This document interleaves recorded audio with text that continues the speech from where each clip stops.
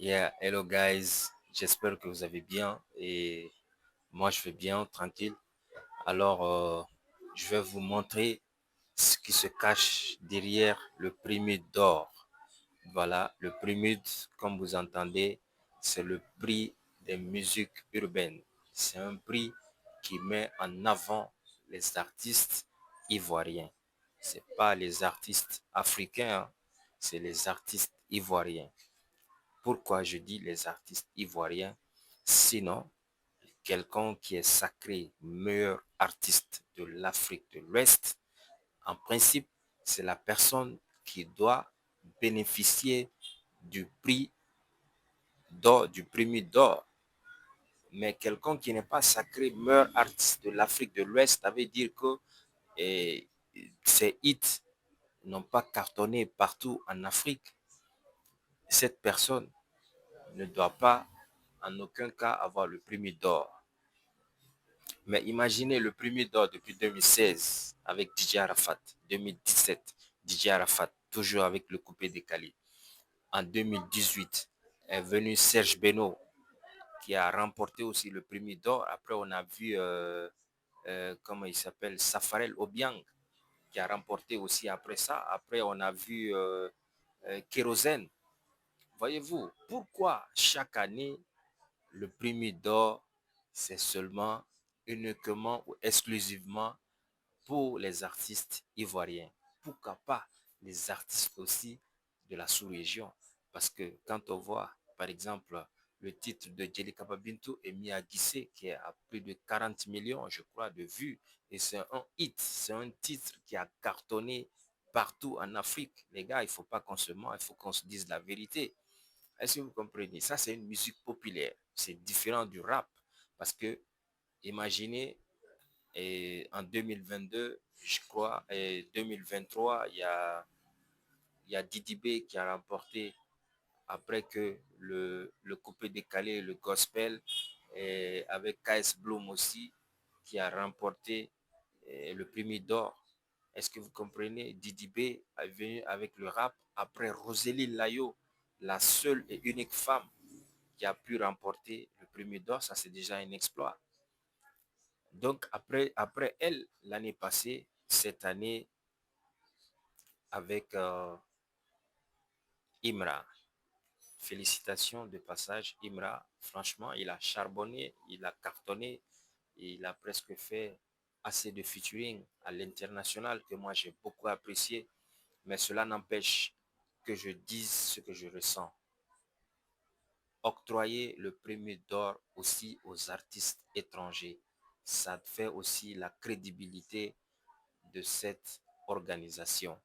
Vous ne pouvez pas dire que quelqu'un est meilleur artiste de l'Afrique de l'Ouest et que la personne n'a pas le prix d'or.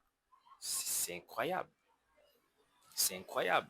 Avec 30 millions de francs CFA et un terrain de 500 mètres carrés, pourquoi ne pas octroyer aux autres artistes? Il y a Azaya en 2022 qui était meilleur artiste de l'Afrique et de l'Afrique de l'Ouest, oui. Il y a Ibawan aussi qui a été meilleur artiste, qui a cartonné avec ses tubes. Aujourd'hui, je pense que même Sidiki Diabaté, avec tous les titres, avec tout, avec toutes ces tournées qu'il a fait, tu vas jamais l'entendre dans ces histoires de prémude. C'est vrai, même si vous êtes nominé, mais il faut comprendre, il faut rendre à César ce qui appartient à César. Le prémude, ça met en avant les artistes ivoiriens.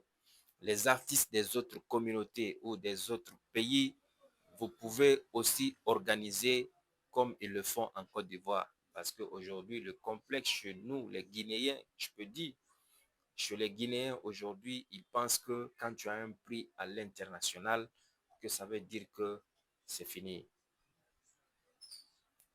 Ce n'est pas ça. Il y a beaucoup qui vont prendre des prix Zikomo, je ne sais pas si c'est quoi, dans les autres pays, en Centrafrique, South Africa, dans beaucoup de pays, pendant que ce sont des pays même qui ne les écoutent même pas. Moi, j'ai fait plus de 10 ans, je suis au Mali. Ansti Crazy, le même Ansti Crazy là. Sa musique est dans la bouche de presque toute la jeunesse malienne. Ils ont récité ça comme à l'école, les gens le font, les récitations. De cette à tête jusqu'au hit 3 fois. Au Mali, je sais. Il faut rendre à César ce qui appartient à César. C'est très important.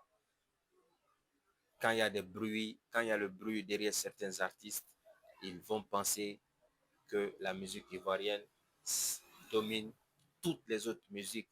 C'est vrai, ils ont des meilleurs beatmakers, ils ont des bons beatmakers. Au Mali aussi, il y a des bons beatmakers. C'est seulement qu'en Guinée, l'industrie musicale est pauvre.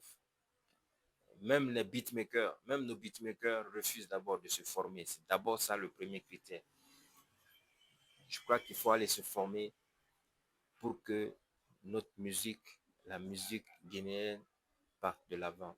Donc, ce que j'avais à dire par rapport au mystère, ce qui est caché derrière les prémudes, il faut comprendre que les prémudes mettent en avant les artistes ivoiriens. Vous aussi, vous pouvez le faire chez vous, mettre en avant les artistes guinéens.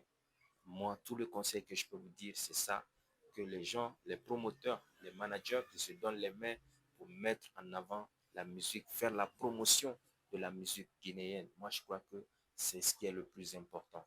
Sinon, nous allons toujours rester à dire, je suis allé prendre un prix en Côte d'Ivoire, je suis allé prendre un prix au Mali, je suis allé prendre un prix à tel. Mais ton industrie musicale, d'abord chez toi, ton industrie musicale, il est pauvre. Allez, big up.